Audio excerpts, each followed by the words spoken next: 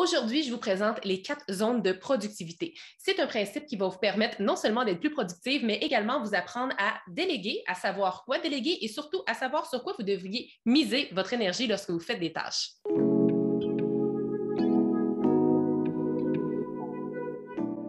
Pour en fait travailler avec les 4 zones de productivité, il y a 2 étapes. La première étant de vraiment lister toutes les choses que vous devez faire dans le cadre de votre travail. Alors, peu importe le poste que vous occupez présentement, l'exercice premier est de dresser vraiment l'inventaire de toutes les tâches que vous devez faire. Et la deuxième étape consiste à placer toutes les tâches que vous faites dans votre quotidien dans le tableau des 4 zones de productivité. Comme vous pouvez le voir dans le tableau présenté à l'écran, les 4 zones de productivité sont divisées en 4 grands cadrans, soit la zone désirée, la zone de distraction, la zone de désintérêt et la zone fastidieuse. Et en fait, le tableau est vraiment construit dans le but que vous soyez capable d'identifier ce dans quoi vous êtes passionné et ce dans quoi vous avez les compétences requises. Je vais maintenant vous donner quelques exemples tirés de ma propre vie personnelle qui vont vous permettre de comprendre un peu quel type de tâches vont dans les zones 1, 2, 3 et 4.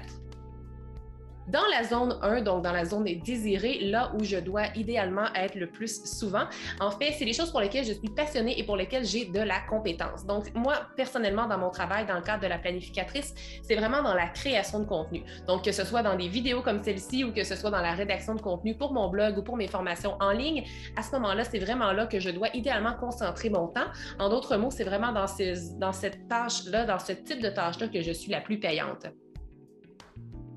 La zone 2, on appelle ça la zone de distraction. Donc, c'est les choses pour lesquelles on peut être quand même passionné, mais qu'on n'a pas nécessairement les compétences. Moi, je sais exactement qu'est-ce que je fais dans cette zone-là. C'est tout ce qui est relié au visuel. Donc, personnellement, j'aime vraiment ça, moi, tout ce qui est graphisme, tout ce qui est aspect visuel, mais je n'ai pas les compétences au sens où je me débrouille avec des plateformes en ligne, mais c'est beaucoup plus long que si, par exemple, je faisais appel à une graphiste.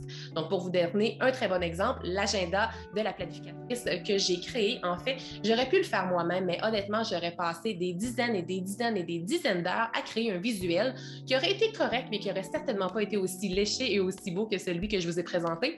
Pourquoi celui que je vous présente est nettement mieux? Parce que j'ai choisi d'engager une graphiste.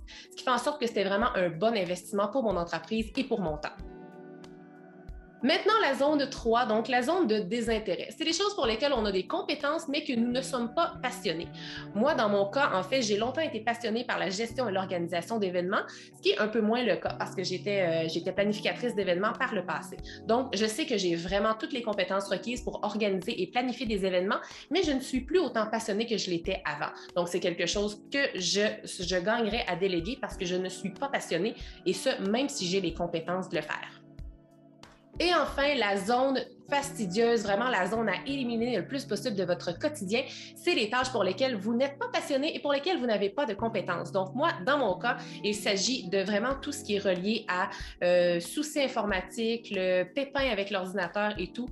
Je n'ai pas les compétences, je n'ai vraiment pas de passion. Donc ça, là, idéalement, il faut vraiment apprendre à déléguer ces choses-là. Ça va nous libérer l'esprit et ça va surtout nous garder motivés sur les autres tâches pour lesquelles on est passionné et qu'on a les compétences. J'espère sincèrement que le contenu de cette capsule-ci va vous aider à mieux comprendre les tâches que vous devez faire, les tâches que vous devez déléguer et surtout ce sur quoi vous devez investir votre temps et votre énergie.